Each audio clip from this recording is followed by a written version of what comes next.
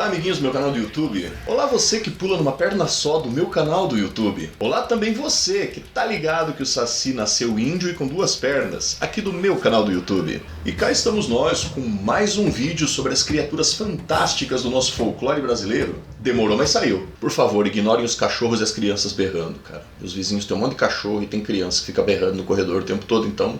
paciência. Bom, mas e o Saci, meu povo? O que é que vocês sabem sobre o nosso pretinho perneta que fuma cachimbo e usa uma touquinha vermelha? O Saci é provavelmente um dos meus personagens folclóricos favoritos. Eu já li muito sobre o assunto, gosto muito desse personagem e resolvi trazer aqui pra vocês um pouquinho sobre esta criatura mítica. E quando eu descobri que na sua origem histórica ele é muito diferente da concepção que a gente costumava ter, ou que eu mesmo tinha, foi um pouco...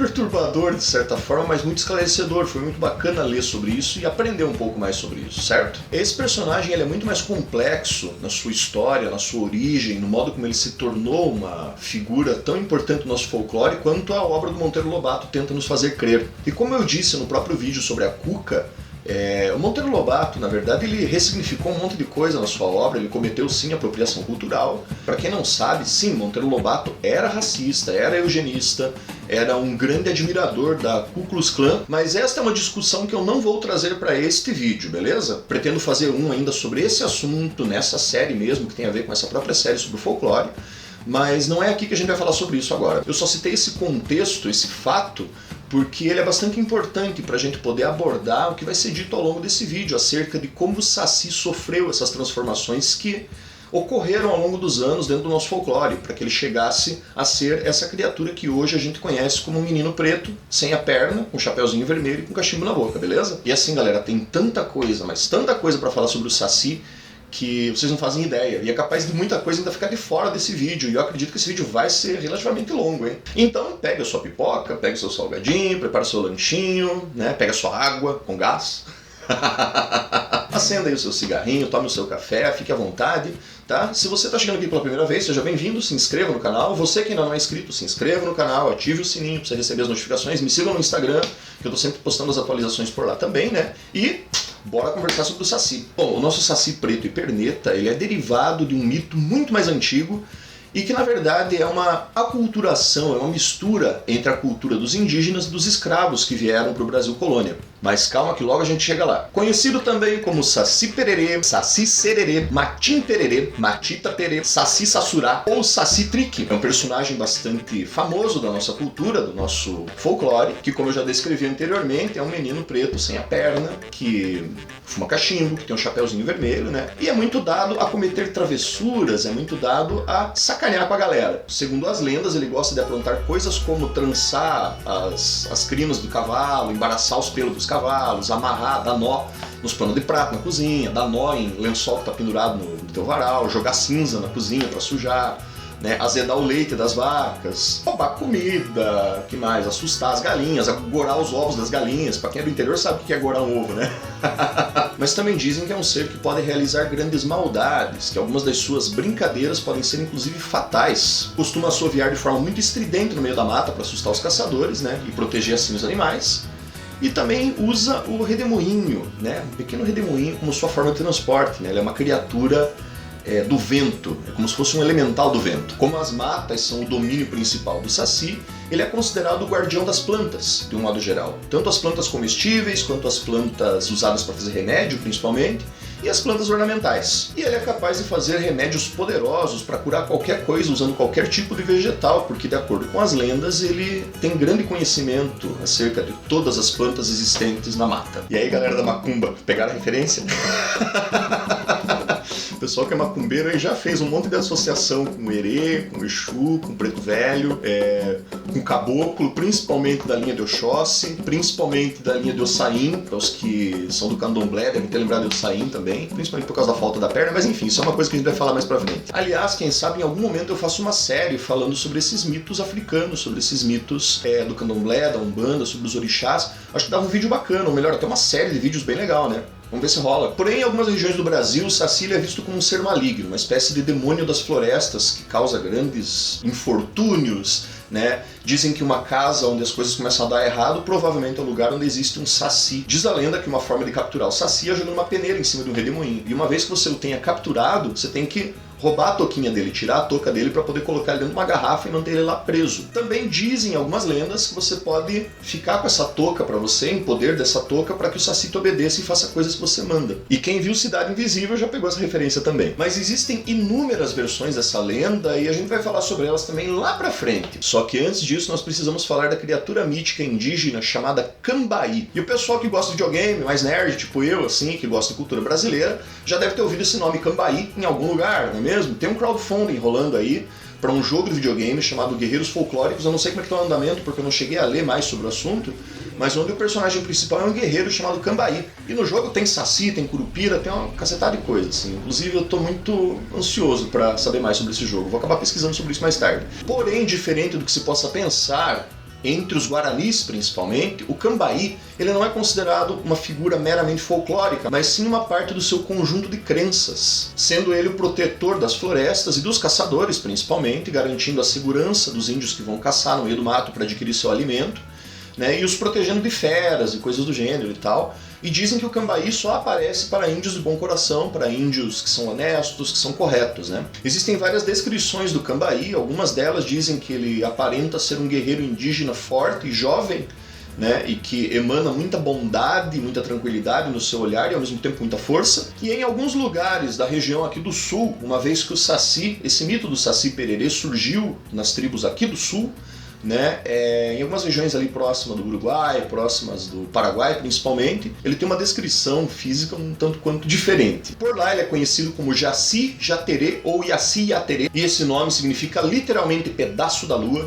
E como eu disse, ele é descrito de forma diferente por ali. Ele tanto é descrito pelos índios como um menino indígena, uma criança indígena, que corre muito rápido pela mata, ou como uma espécie de duende, uma espécie de criança de pele muito branca, olhos azuis, bem grandes, cabelo loiro esvoaçante e usa um cajado mágico na mão. Inclusive é desse mito que vem a história de que o Saci leva as crianças para o meio do mato, porque o Yaci Yaterê, ou Jaci Jaterê, ele tem essa característica de encantar as crianças para ir para o meio do mato brincar com ele, e lá eles ficam presos durante 7 anos até que ele retorne essas crianças para suas famílias sem que elas lembrem de nada. Então assim, o Jaci Jaterê é uma criatura mítica muito conhecida, principalmente entre as tribos Guarani.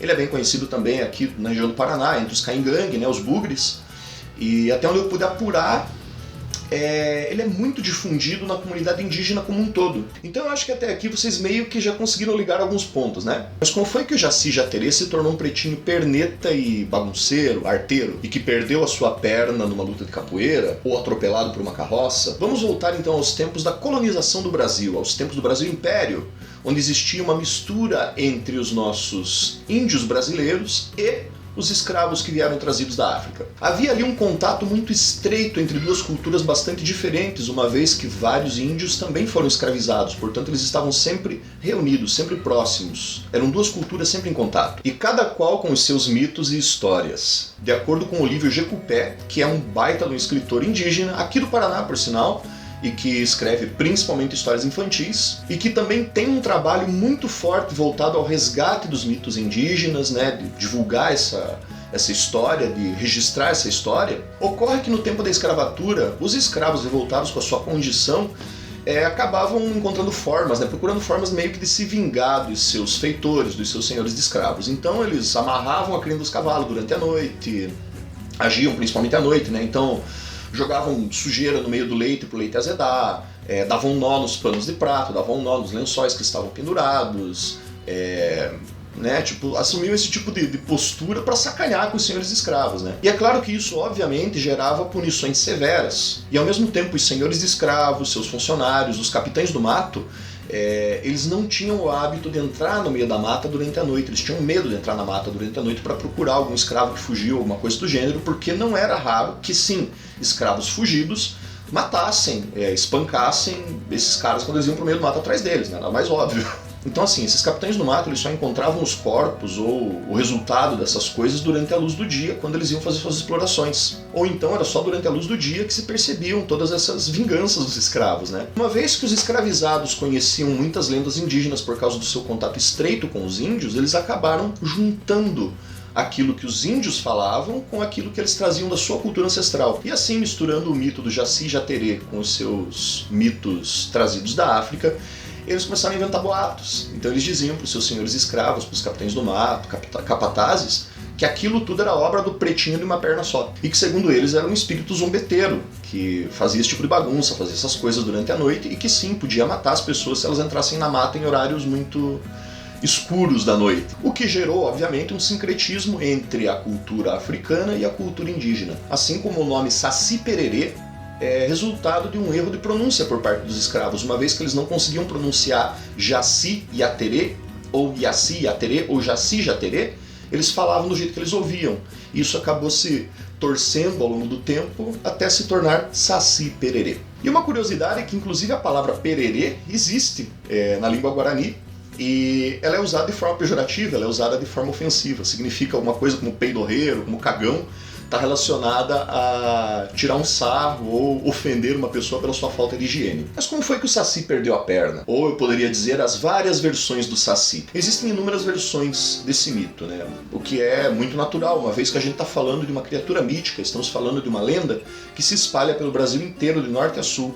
Inclusive, existem versões do Saci fora do Brasil, porque foi um ser que acabou se espalhando também para outras culturas. Mas eu acho que isso daí era coisa que a gente devia discutir em uma próxima oportunidade. Portanto, eu vou falar aqui das versões que se repetiram com mais frequência na minha pesquisa e que são as mais populares também, das quais a maioria de nós já ouviu falar. Uma das versões bastante conhecidas é que ele é um ser mítico que já nasce sem perna, né? Ele é gerado dentro de um tronco de bambu e quando ele já nasce perneta, ele já nasce com uma perninha só. E por sinal dizem que ele sequer tem o lugar, o toco da outra perna, ele simplesmente só tem uma perna no meio do corpo para ele poder manter equilíbrio.